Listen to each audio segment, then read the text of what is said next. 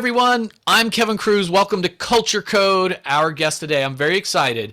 She's the Chief People Officer at Bristlecone, Lisa Lesko. Lisa, welcome. And where are you joining from today? I am actually joining from Chicago, Illinois. Chicago, Illinois. I'm just outside Philadelphia. I haven't been to Chicago in a little while. Is Chicago where the company is located, or are you working remotely?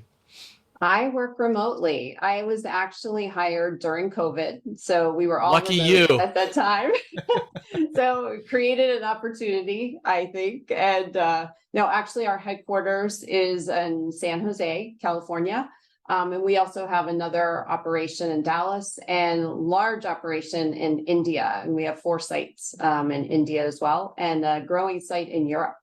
Oh, that sounds great. I just spent a month in San Jose. I got back a couple weeks ago. Oh, And I don't know how well you know San Jose. I was staying at this place called Santana Row. Do you know that Santana? yes, yes. Were you staying at the Valencia, I was in an potentially? apartment there for a month. Oh, So I nice. wasn't at that beautiful hotel, but I'm trying to describe it to my friends. And I say, it's sort of like this retail bubble of Yes, high-end shops, 30 restaurants and bars, apartments above, totally fake. And I loved it. It's kind of like a Disneyland. right. Oh, it's fun. It's fun. I think I was just there a few weeks ago and we actually went to Santana Row. I can't go there without going to that place. I think it's going to be where I take every September from now on. It was so delightful. Yes. Oh, yes. The weather's perfect. And yeah, it's a great place to be. A lot to So, do. Lisa, I think many of our listeners will not be familiar with Bristlecone. So, in plain Sure. language, tell us, what do you all do? Sure. So Bristlecone is a leading supply chain consulting organization, which is comprised of close to 3,000 employees. So we work with our customers to understand their needs and provide solutions that create overall business value.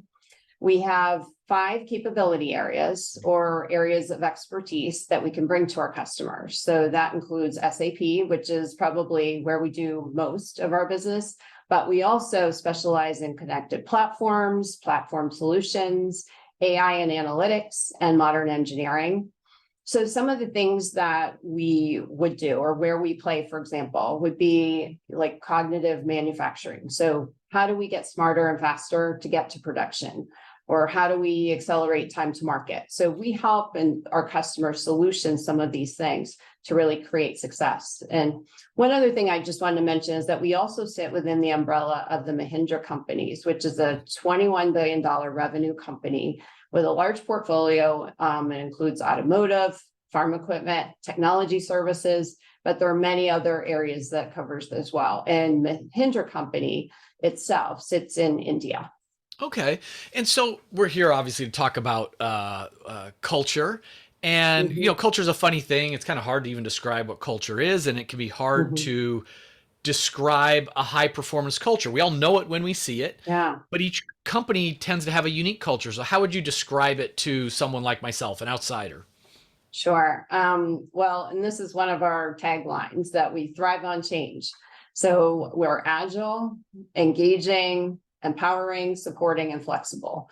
We're also very learning focused, inclusive, and global. So we really have a thirst and passion to learn more.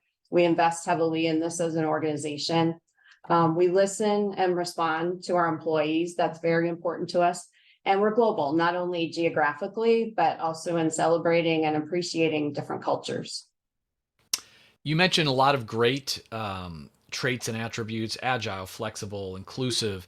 You are a global organization. Many Mhm. work remotely. There's a lot of factors in here. So, this kind of culture doesn't just happen by itself, right? It's not Right. random that you've come up with that. So, what are you Right. doing to foster this very intentional, high performing culture? Yeah, I mean, we walk the talk. The elements of our employee value proposition, which we've put together, it's been derived from the voice of the employees. So we don't have to foster it within, we live it. So with regards to new hires, the teams that we look for facets that ensure the people joining us will thrive from within. And also our policies and practices are also written to enhance the value we live by. We also have brought in a number of different initiatives. I think that's really helped to foster culture. Our People Week initiative, it's aimed at bringing people together, fostering collaboration, learning, networking, building a sense of community among employees, both physically and virtually. We implemented My Day Friday. It's a program that encourages employees to devote the second half of Fridays to aspirational projects, self-development, or planning even for the next week. And then during this time, we frown against meetings, and employees are encouraged to use the time in the most meaningful way so they can be more productive. So it's their own time.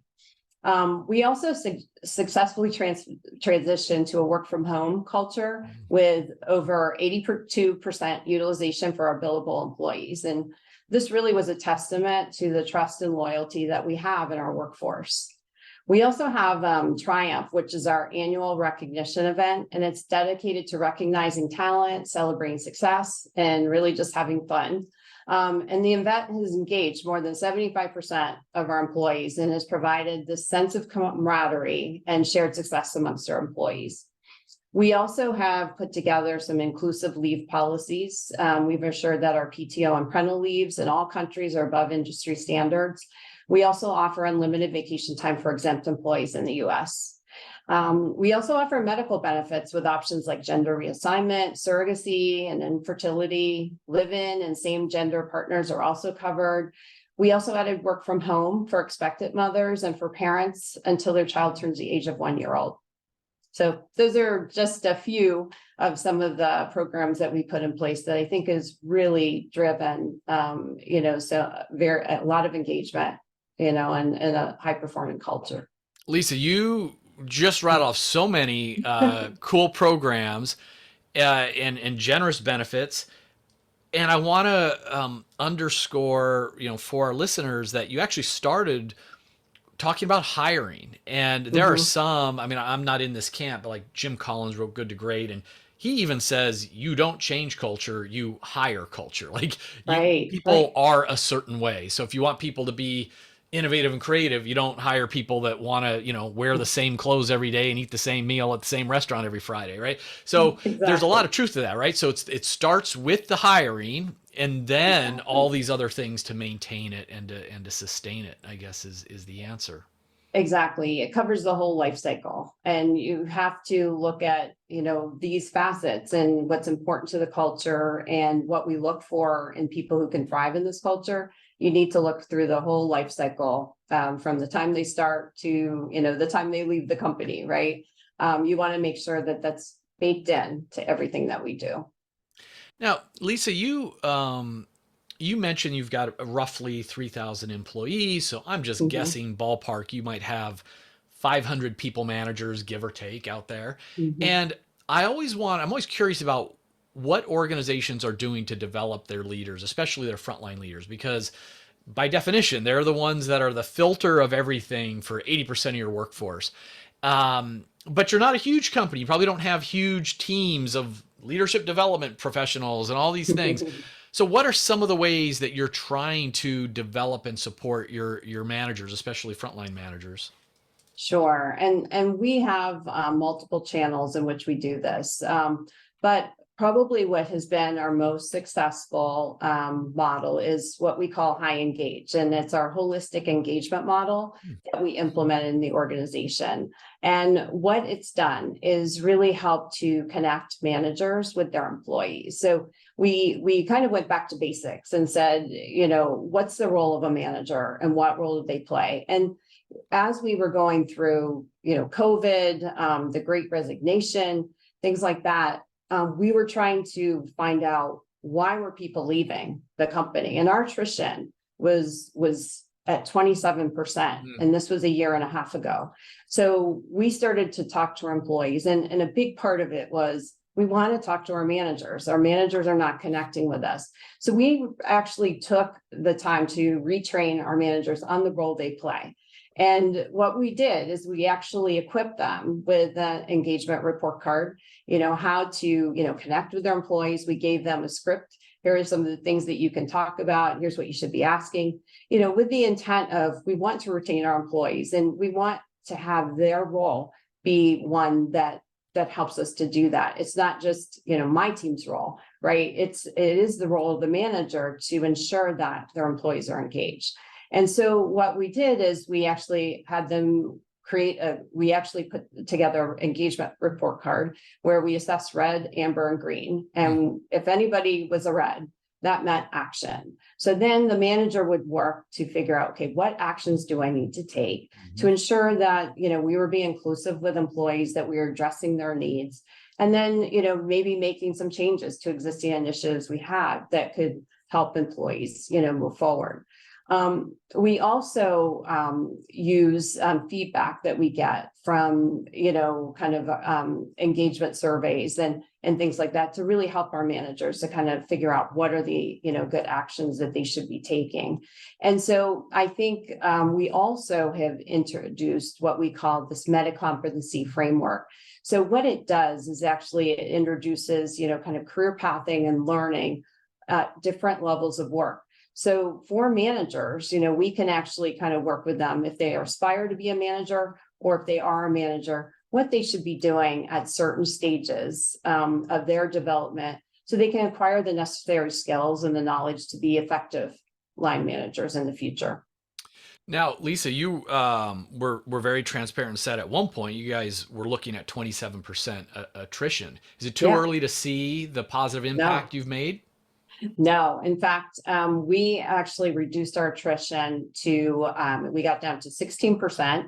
And I was looking at our attrition today and we're at 12% attrition. So what we've been able to do is create, it's been a 17 to 18% reduction in attrition. We've also reversed 166 resignations that we've had.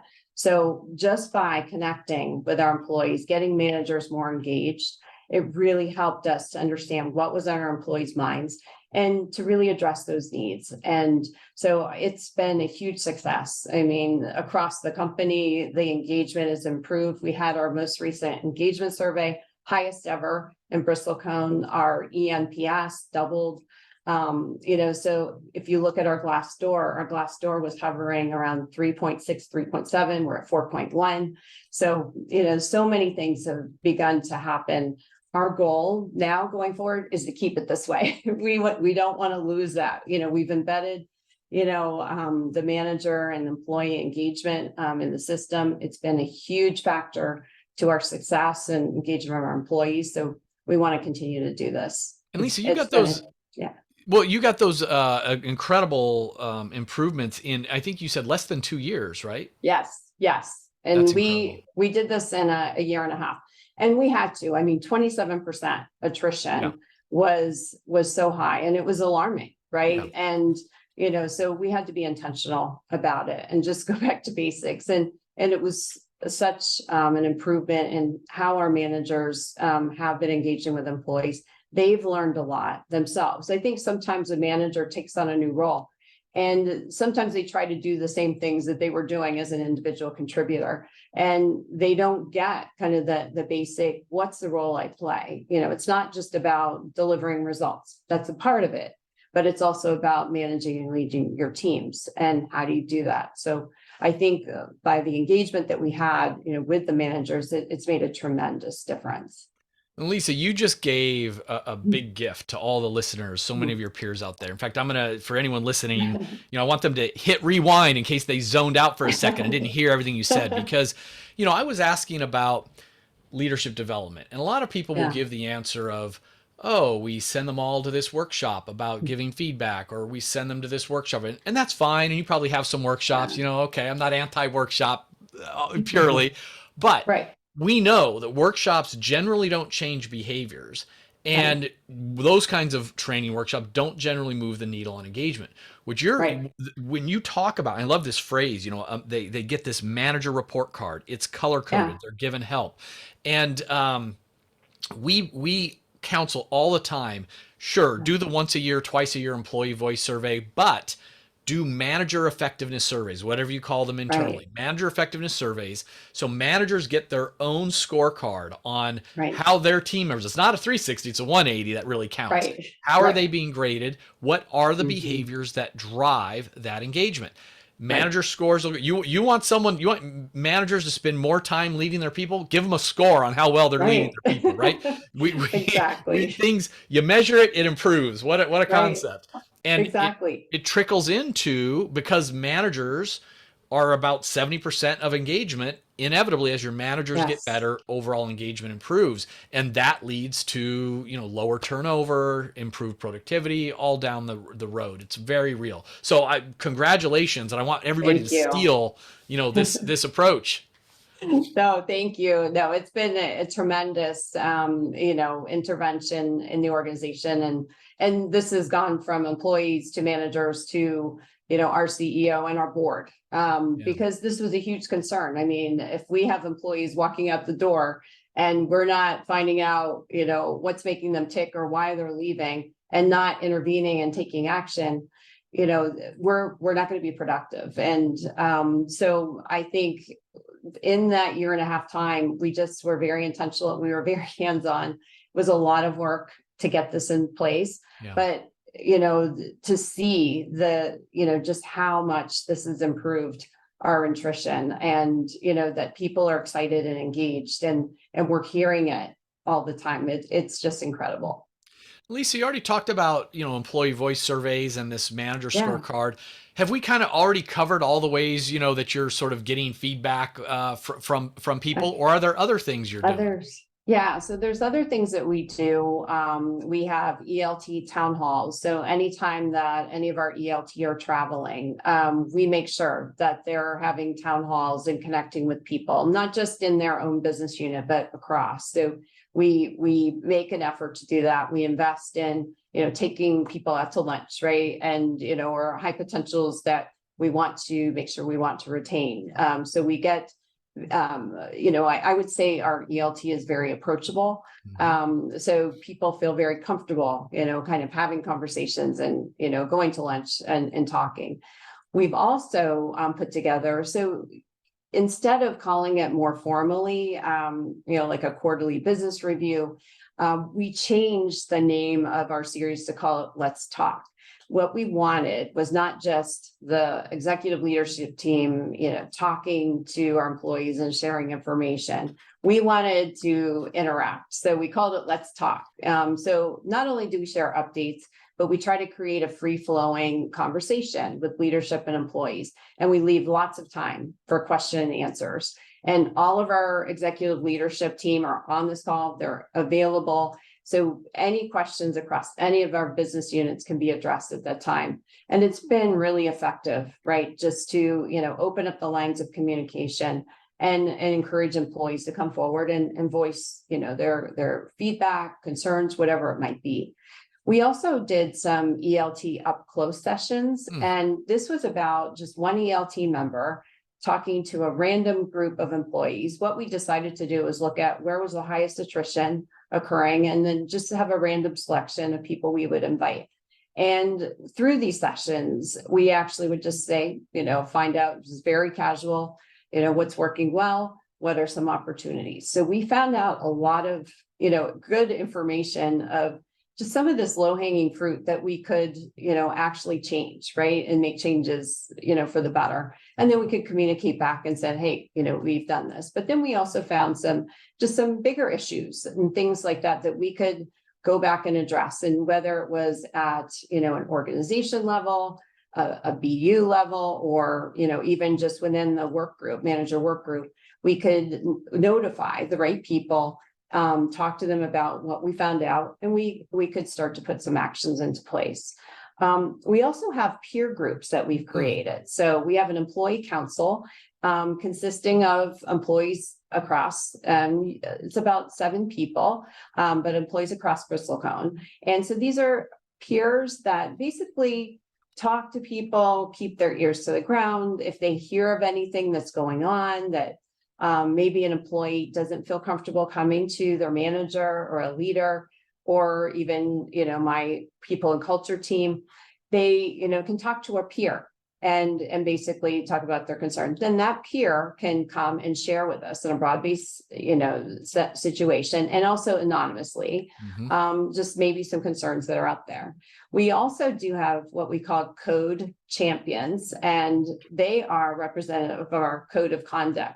So what we've done is we have aligned them across each of our business units, and they are also kind of peers to help uphold our code of conduct and be there if anyone is seeing anything that's happening that might be, against the code of conduct, and could either advise or seek help if needed. And so we like having these peers also there, because I think employees feel more comfortable just talking to someone that they, can talk and feel a little bit more safer. So we wanted to give them another channel to express, some of these things. And we also do have an online system as well. If someone wants to kind of, file a complaint or anything, they can use our online system. They can do it anonymously, or, if they wish to disclose, they can. But then we take it and, we look into it. And we also have an ethics and governance council that we've put together, which is, our, some of our leadership team. And we look at some of these. If we do get anything that might be concerning, we discuss as a council how to do it, and then what the next steps would be. And so we have multiple channels, where people can feel free to talk or, disclose anything going on or just give feedback. And I think that's really helped us to show that we have this culture of listening within the organization. Lisa, you mentioned so many stealable ideas already, from My Day Friday to, Let's Talk, the peer groups, the manager cards. You've covered a lot. Is there anything else you'd want to talk about or put a spotlight on just because you're especially proud of it or got good results, or have we covered the best things? Yeah, I think we've covered, some of the best things. One other thing I would say is that we have really built a culture of learning, and I am not the type of person that says, every employee has to have a certain amount of learning hours, right, each year. What I want to do is create a pull factor. I want people to want to learn. So we put the learning in front of people and encourage them, right, to learn. What we did starting last year, and this is now going to be an annual event. We have a learning month that we set aside for all types of learning, whether it would be from, functional standpoint, organizational learning, even ethics and governance type learning. All learning would be kind of centered in this 1 month to encourage people to, take advantage and take the time to do some of these learnings. And we do it during the month of November, and we call it November. So KNOW. And so this has been, it actually was widely successful. And we had so many people participate. And we also created healthy competition amongst each of the business units to encourage people to learn more. So this really also helped the business, because the learning they needed to see from a functional standpoint, as well as organizational learning, we really created this pull factor. So it was more fun. And so people wanted to learn. And we actually achieved over 42 hours of learning per employee. Wow. For that in that month is what really contributed to that. So it was really incredible how we were able to achieve that. But we offered all kinds of learning too. And we also included families. So a lot of our events, we don't do this for every event, but for a lot of our events, like our November, our People Week, we try to look for opportunities to include family. And I think this has become even more important, especially since COVID. People's lives, their work life has intertwined, right? And so their families are very important to them as well. So we want to give opportunities for the family to also participate. So we had some fun learning for the families as well. And so I think it was really, well, kind of received, and we got a lot of positive feedback. And we're going to do it again, this November as well. So we're in the process of planning for that. But this was something that I think was very valuable within the organization and really created that pull factor for learning.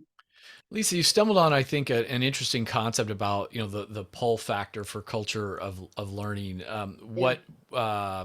It's there's a company, I won't name them. They're actually a client who, they're a company that has sort of an expectation that 1 hour a week is, well, Hmm. it is an expectation. 1 hour a Hmm. week, everybody in the company will spend for learning.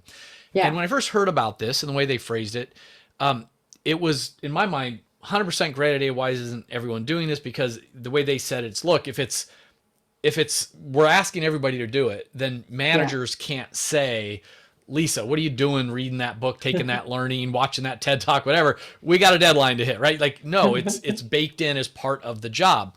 And I thought, wow, what a great idea, is just sort of mandate Yeah. it. But then many others said the problem with that Yeah. is, then people are being forced into that time, and Hmm. they might actually just, hit the, we've all done it, tap tap tap to get through that e-learning program, or scroll Right. to the bottom of that document so you get credit for it, or whatever it might be. And I wrote a book called Great Leaders Have No Rules, about this idea of, even if you set Yeah. rules with good intentions, Yeah. people won't own it. People will get around Right. it. People won't do what you actually It's want them to true. do, even if it looks like they're It's doing it. true. So you're Right. saying, in your organization's case, rather than sort of just, hey, here's a mandate, here's a rule, here's Hmm. the expectation, Yeah. let's create something fun, let's thematic. All of our leadership can model it, and provide incentives Yeah. and pull people to it.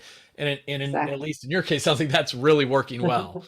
Yes, and it was funny. I mean, we set our own internal goals, and we said we wanted to, we would love, for our employees to have, 40 hours of learning, Yeah. right? And if we can achieve that, that's great. But to an employee, as you said, you can't just tell them that, because it becomes a mandate. It's something, it's a chore, right? Yeah. Something they have to do. And that's not what we wanted. We wanted the learning to be meaningful. We wanted to, pull people into learning, show them all the opportunities to learn. And we actually give learning credits for people who do participate in our different learning opportunities. And so the outcome turned out to be even higher than what our, goal we were hoping to get to, just by creating fun in learning and showing all the opportunities, and creating this kind of sense of competition, but also Yeah. camaraderie around the teams. That was a way that we were able to get the learning hours. And so the outcome was exactly what we were hoping for, but employees never felt that it was, something that was mandated or a chore. Yeah. Yeah. So, Lisa, this is a short format podcast. I could talk forever. You can tell I could geek out on this stuff forever. But I want to hit you with some fast, fun questions with the minutes that we have Sure. left, Okay. including, well, we're talking now. It's the early October, so November is coming up. If you could send all your colleagues, say, a book or a podcast or something, and they guaranteed they would, read it, consume it, take it to heart, what would you maybe send them? Yeah, I would say, and this was a book that was introduced to me. It's called Grit, The Power of Passion and Perseverance. It's by Angela Lee Duckworth, and it's really interesting. She explores the concept of grit, which she defines as the combination of passion and perseverance toward long-term goals.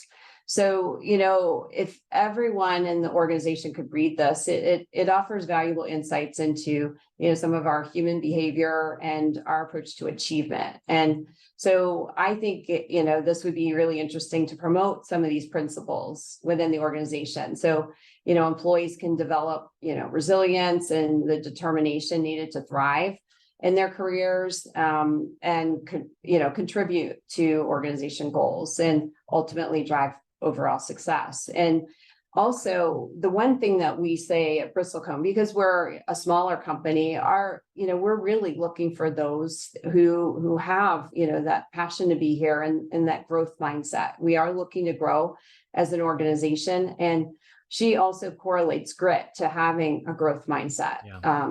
So it's a critical skill set for us here at Bristlecone. Love it. And what's something that now that maybe you wish you knew on your first day Yeah. becoming chief people officer? If you could Yeah. give advice to a younger version of yourself, what would that advice Yeah. be? Yeah, I think it was kind of more that there's a very delicate balance between, the business focus and the people focus. And I think when I first started, how you learn, it's very much focused on, supporting the business and enabling the business.